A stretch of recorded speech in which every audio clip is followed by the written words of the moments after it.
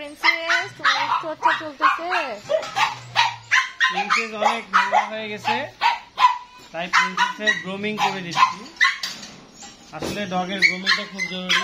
তো আমি আমার বিজনেসের চাপে সবসময় করা হয় না, আর ঈদ কুরবানি খামারের ছেলেগুলোও ছুটিতে আসে, তাই ও একটু ডার্টি হয়ে গেছে, তাই ওর গ্রুমিং করে দিচ্ছি।